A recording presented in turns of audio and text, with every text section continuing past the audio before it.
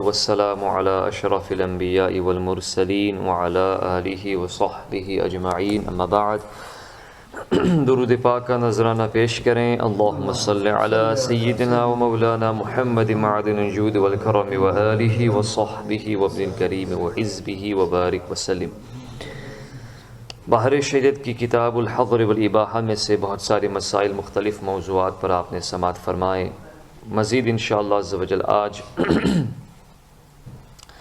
مسائل شرعیہ ہم سیکھیں گے۔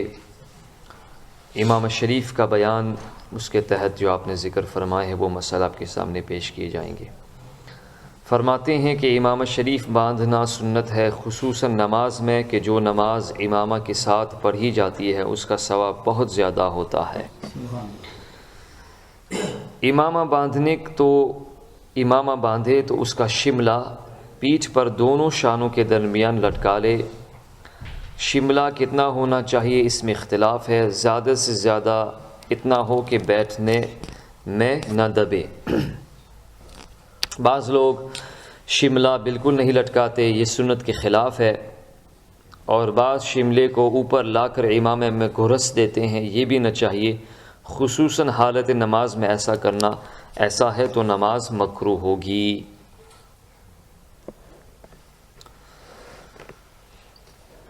امام شریف کو جب پھر سے باندھنا ہو تو اسے اتار کر زمین پر پھینک نہ دے، بلکہ جس طرح لپیٹا ہے اسی طرح ادھیڑا جائے۔ ٹوپی پہننا خود نبی کریم صلی اللہ علیہ وسلم سے ثابت ہے، مگر نبی کریم صلی اللہ علیہ وسلم امام شریف بھی زیبتن فرماتے باندھتے تھے، یعنی امامہ کے نیچے ٹوپی ہوتی، اور یہ فرمایا کہ ہم میں اور ان میں یعنی مشرکین میں فرق ٹوپی پر امامہ باندھنا ہے، یعنی ہم دونوں چیزیں رکھتے ہیں اور وہ صرف امامہ ہی باندھتے ہیں، اس کے نیچے ٹوپی نہیں رکھتے۔ مشکات شریف میں مذکور ہے، امام اللہ علی قاری رحمۃ اللہ علیہ نے فرمایا کہ نبی کریم صلی اللہ علیہ وسلم کا جو صغیر امامہ شریف تھا وہ 7 ہاتھ کا، اور بڑا امامہ شریف 12 ہاتھ کا تھا۔ متفرق مسائل اس کی ضمن میں بیان کیے جاتے ہیں۔ بزرگان دین، اولیاء اور صالحین کے مزارات طیبہ پر غلاف ڈالنا جائز ہے، جبکہ یہ مقصود ہو کہ صاحب مزار کی وقعت نظر عوام میں پیدا ہو، ان کا ادب کریں، ان کی برکات حاصل کریں، لیکن ایک سے زیادہ غلاف ڈالنا نہیں چاہیے۔ اتنے پیسے کے کسی مسکین غریب کو دے کر اسی بزرگ کے بارگاہ میں ایصال ثواب کریں۔ یادداشت کے لیے، یعنی اس غرض سے کہ بات یاد رہے، بعض لوگ رومال یا کمر بند میں گرہ نوٹ لگا لیتے ہیں، یا کسی جگہ انگلی وغیرہ پر ڈورا باندھ لیتے ہیں، یہ جائز ہے، اور بلا وجہ ڈورا باندھ لینا یہ مکروہ ہے۔ بعض لوگ جو ہے یہاں پر مرد حضرات عورتوں کی طرح وہ ڈورا باندھتے ہیں، کہتے کہ یہ فلاں مزار شریف سے ہے، تو ایسا نہیں کرنا چاہیے، اس میں پھر بھی کفار مشرکین کے ساتھ ایک گونا مشابہت بھی ہے، واللہ تعالی عالم بالصواب۔ گلے میں تعویذ لٹکانا جائز ہے، جبکہ وہ تعویذ جائز ہو، یعنی آیات قرآنیہ یا اسماء الہیہ یا ادعیہ، یعنی دعاؤں سے تعویذ کیا جائے، بنایا جائے۔ اور بعض حدیثوں میں جو ممانعت آئی ہے اس سے مراد وہ تعویذات ہیں جو ناجائز الفاظ پر مشتمل ہوں، شرکیہ الفاظ ہوں، جو زمانے جاہلیت میں کیے جاتے تھے۔ اسی طرح تعویذات اور آیات و احادیث و ادعیہ کو رکابی میں لکھ کر مریض کو بنیت شفا پلانا بھی جائز ہے۔ جنوب و حائض و نفسا بھی تعویذات کو گلے میں پہن سکتے ہیں، بازو پر باندھ سکتے ہیں، جبکہ غلاف میں ہوں۔ تو بعض لوگ جو ہے نا وہ کچھ ویڈیو بھیجتے ہیں، کچھ اہل حدیث قسم کے لوگ، وہ اپنے آپ کو اہل حدیث کہتے ہیں، تو سلفی وہابی قسم کے لوگ جو تعویذات کو نہیں مانتے اس کو کہتے کہ یہ بالکل شرک ہے، بدعت ہے، حرام ہے، اور پھر احادیث کریمہ ذکر کرتے ہیں۔ تو ان احادیث کریمہ میں جو ممانعت آئی ہے اس سے آپ جان لیں، اس کو آپ یاد رکھیں کہ اس سے مراد وہی تعویذات ہیں جو ناجائز الفاظ پر مشتمل ہوں، جس میں شرک اور کفر کے الفاظ ہوں۔ وگرنہ اگر آپ صحیح حدیث شریف پڑھیں گے تو آپ کو پتہ چلے گا کہ حضرت عبداللہ بن عمر رضی اللہ تعالی عنہما یا حضرت عبداللہ ابن عمر رضی اللہ تعالیٰ عنہما تعویذ لکھتے تھے اعوذ بکلمات اللہ التامات من غضبہ وعقابہ وشر عبادہ ومن ہمزات الشیاطین وان یحضرون، اور اپنے بچوں کے گلے میں لٹکاتے تھے۔ تو اگر یہ شرک ہوتا تو یہ اتنے جلیل قدر صحابی ایسا کیوں فرماتے؟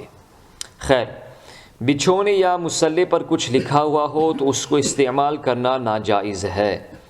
یہ عبارت اس کی بناوٹ میں ہو یا کاری گئی ہو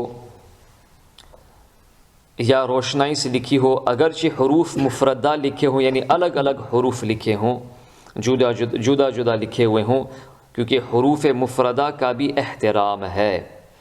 اکثر دسترخوان پر عبارت لکھی ہوئی ہوتی ہے، کچھ اردو میں لکھا ہوا ہوتا ہے یا کسی اور زبان میں، ایسے دسترخوانوں کو استعمال میں نہیں لانا چاہیے، ان پر کھانا نہیں چاہیے۔ بعض لوگوں کے تکیوں پر اشعار لکھے ہوئے ہوتے ہیں، ان کا بھی استعمال نہ کیا جائے۔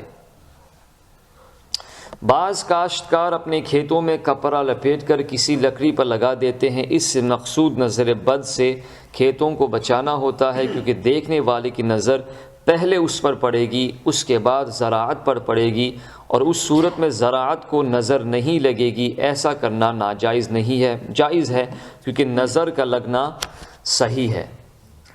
احادیث کریمہ میں سے یہ بالکل ثابت ہے، اس کا انکار نہیں کیا جا سکتا۔ حدیث شریف میں ہے کہ جب اپنی یا کسی مسلمان بھائی کی چیز کی طرف دیکھے اور پسند آئے تو برکت کی دعا کرے، یہ کہے تبارک اللہ احسن الخالقین اللہم بارک فی۔ کسی کی گاڑی اچھی لگی، کسی کا گھر اچھا لگا، کسی کے کپڑے اچھے لگے، یا کوئی بھی چیز آپ کو اچھی لگے تو ماشاء اللہ کہیں، تبارک اللہ احسن الخالقین اللہم بارک فی کہے، اس کے اوپر نظر بد نہ لگائے۔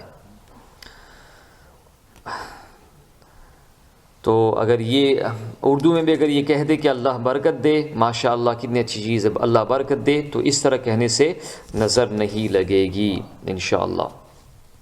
اب چند مسائل، چند احادیث کریمہ جوتا پہننے کے حوالے سے پیش کی جائے گی۔ صحیح مسلم شریف میں حضرت جابر رضی اللہ تعالیٰ عنہ سے روایت ہے، کہتے ہیں کہ میں نے نبی کریم صلی اللہ علیہ وسلم کو یہ فرماتے ہوئے سنا کہ جوتے بکثرت استعمال کرو کہ آدمی جب تک جوتے پہنے ہوئے ہیں گویا وہ سوار ہے، یعنی کم تھکتا ہے۔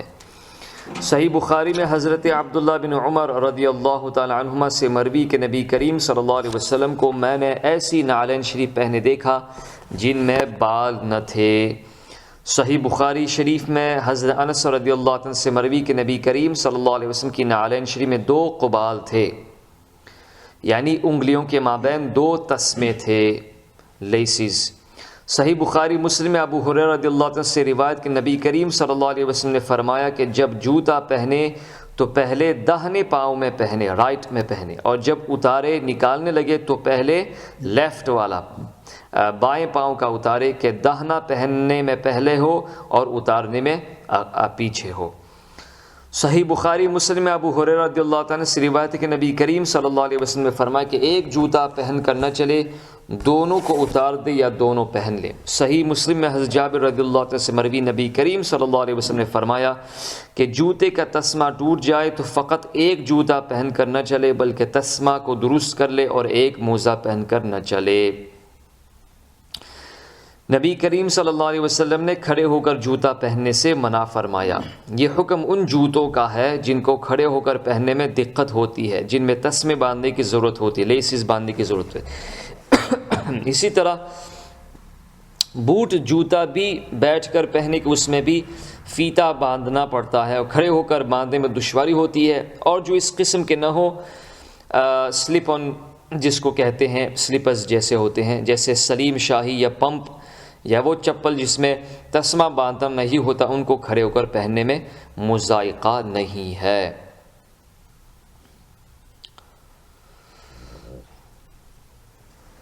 ابن ابی ملیکہ نے، ابو داؤد شریف کی روایت نے ابن ابی ملیکہ سے روایت کی کہ کسی نے حضرت عائشہ رضی اللہ تعالی عنہا سے کہا کہ ایک عورت مردوں کی طرح جوتے پہنتی ہے انہوں نے فرمایا نبی کریم صلی اللہ علیہ وسلم نے مردانی عورتوں پر لعنت فرمائی ہے، یعنی عورتوں کو مردانہ جوتا بھی نہیں پہننا چاہیے، بلکہ وہ تمام باتیں جن میں مردوں اور عورتوں کا امتیاز ہوتا ہے ان میں ہر ایک کو دوسرے کی وضع اختیار کرنے سے ممانعت ہے، نہ مرد عورت کی وضع اختیار کرے نہ عورت مرد کی۔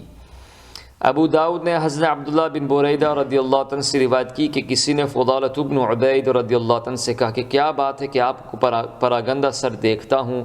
انہوں نے کہا نبی کریم صلی اللہ علیہ وسلم کو کثرت ارفاہ یعنی بنے سورے رہنے سے منع فرماتے تھے۔ اس نے کہا کیا بات ہے کہ آپ کو ننگے پاؤں دیکھتا ہوں؟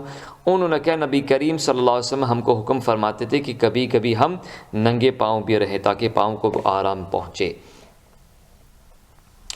تو اللہ تعالیٰ ہمیں ان شرعی مسائل کو سمجھنے، ان احادیث کریمہ کو سمجھنے، اس پر عمل کرنے کی توفیق عطا فرمائے۔